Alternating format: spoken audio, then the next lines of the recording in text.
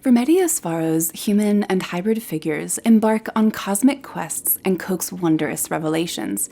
Having weathered the despair of war and displacement, the Spanish-born, Mexico City-based exile crafted surreal worlds abounding with noble pursuits of creation, discovery, and enlightenment. This is Several Circles.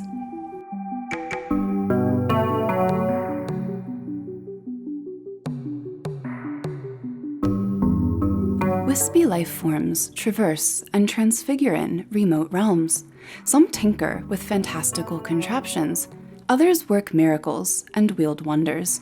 Remedios Varo's dreamscapes are magical and mystifying, and yet there's a familiar earthiness to her umber universe of extraordinary beings. They're little lights in a dreary world, determined to conjure and create despite their desolate environments. The spirit of endurance and imagination illuminates these dusky substrates, echoing the artist's own experience navigating some of the darkest days in human history. Named after the Virgin of Remedies, another title for the Virgin Mary, Varo was born in a small Spanish town in Catalonia in 1908 to a devout Catholic mother and a Universalist father who worked as a hydraulic engineer. Her upbringing between the sacred and the scientific would become a through line in her work, which so seamlessly weaves whispers of Catholic mysticism and ancient alchemy with inventive instruments and symbols of the psyche.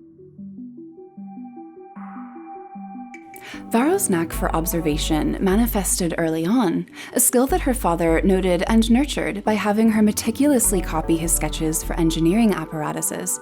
His profession kept the family nomadic, sending them around Spain and to northern Africa, so he likewise expanded her purview with exposure to multicultural philosophies and ontologies, to the spectacularly strange stories of Edgar Allan Poe, Jules Verne, and Alexandre Dumas, and at the Prado Museum in Madrid, to El Greco's psychedelic portraits, Goya's screaming satires, and the outlandish, early Netherlandish creations of Hieronymus Bosch, whose wild, proto-surrealist visions would seep into Varo's own whimsical compositions.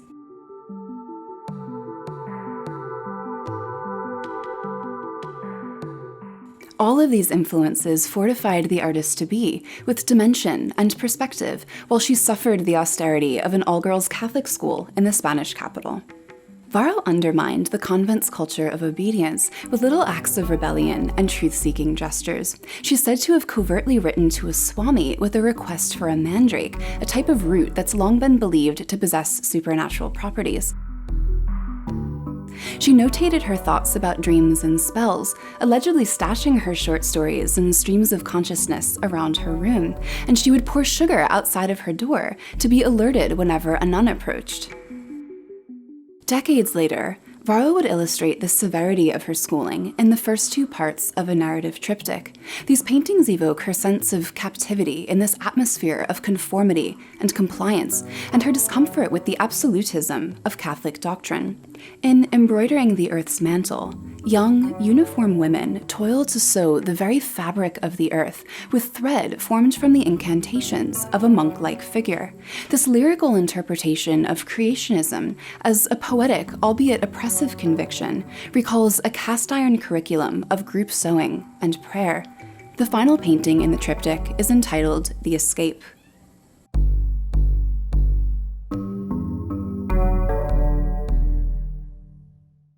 The promise and necessity of escape would pervade Varo's life and work. Once she escaped Catholic school at 15, she enrolled at the Royal Academy of Fine Arts of San Fernando in Madrid, where, perhaps through the work of the subversive student Salvador Dalí, she encountered surrealism, a burgeoning cultural and intellectual movement that offered an escape from consensus reality. After graduating in 1930, she escaped the tired traditions of academia and flitted off to Paris before settling for a time in Barcelona, where she took up with an avant-garde group called the Logicofobistas, who, like the surrealists, endeavored to upend the status quo. She was briefly wedded to one of her art school peers before escaping the institution of marriage in favor of a more bohemian lifestyle with the French poet Benjamin Perret. The onset of the Spanish Civil War prompted the couple's escape back to Paris, where Varo connected with surrealism at the source.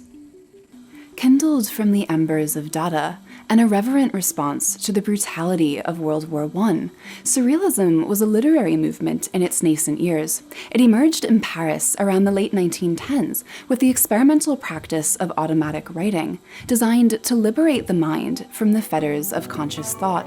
Guided by the urge to peek behind the curtain of our performative social selves, the poet, critic, and trained doctor/psychiatrist André Breton articulated his pursuit in a manifesto published in 1924. Surrealism, such as I conceive of it, asserts our complete nonconformism clearly enough so that there can be no question of translating it at the trial of the real world as evidence for the defense, Breton wrote. This summer, the roses are blue, the wood is of glass. The earth, draped in its verdant cloak, makes as little impression upon me as a ghost. It is living, and ceasing to live, which are imaginary solutions. Existence is elsewhere.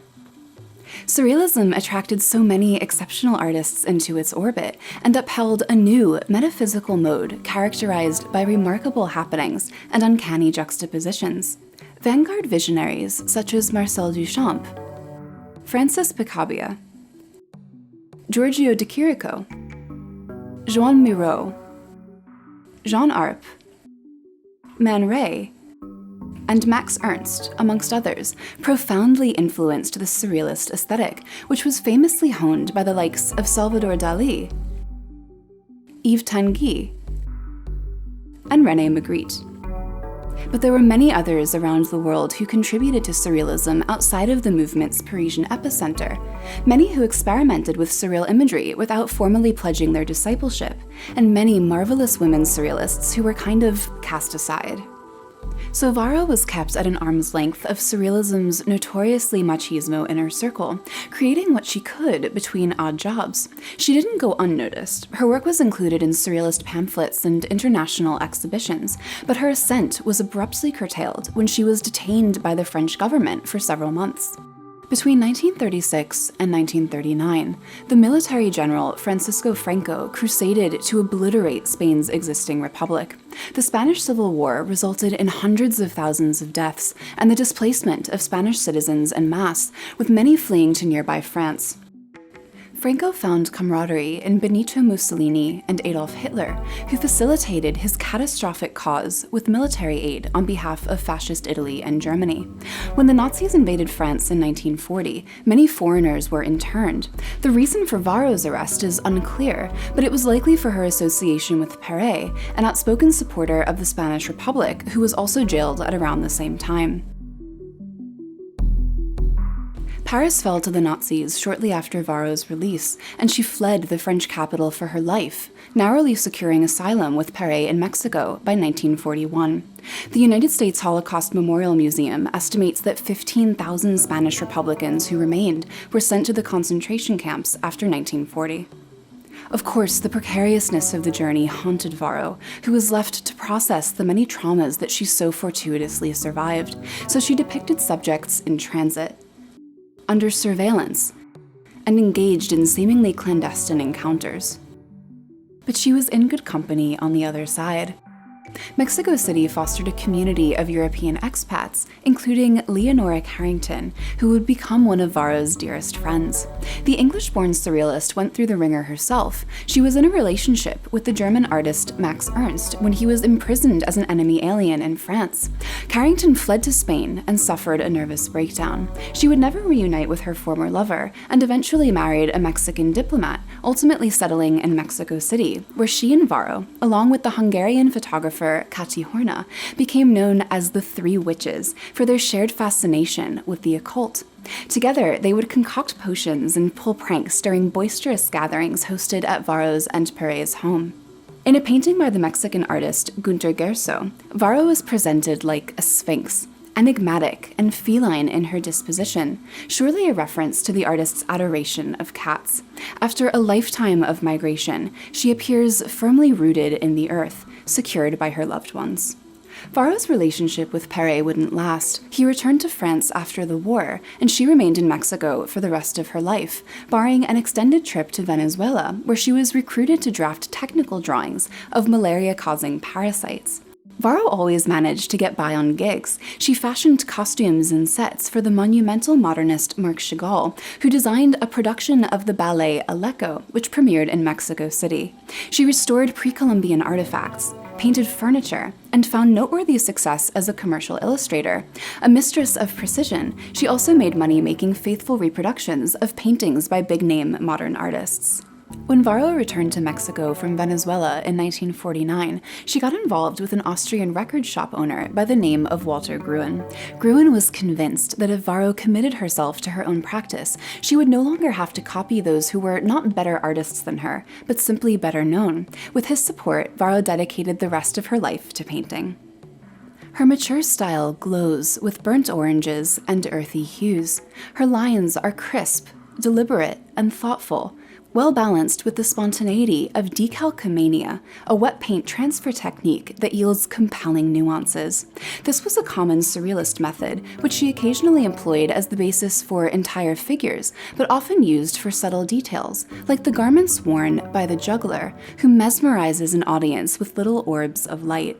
His beard and hat form a protective pentagram, and his milky face is made of inlaid mother of pearl, a naturally iridescent material that Varo associated with awakening.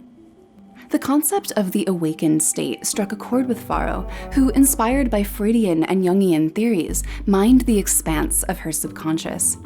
In Woman Leaving the Psychoanalyst, a partially shrouded patient steps out of her therapist's office and into a courtyard, her mask having slipped in the wake of a session.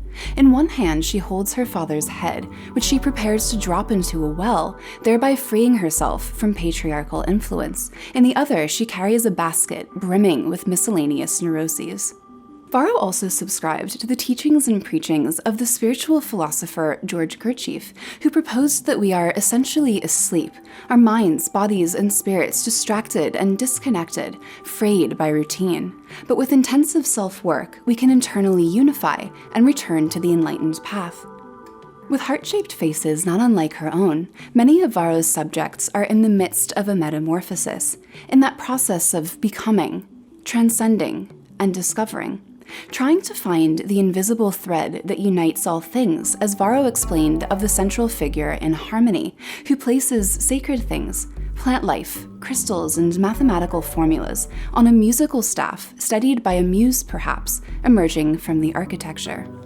Varo's noble characters were duly noticed. Her first solo show in 1956 was swarmed by critics and collectors who clamored to possess her wisdom, and she continued to exhibit to significant acclaim. Even the celebrated Mexican muralist Diego Rivera declared her among the most important women artists in the world.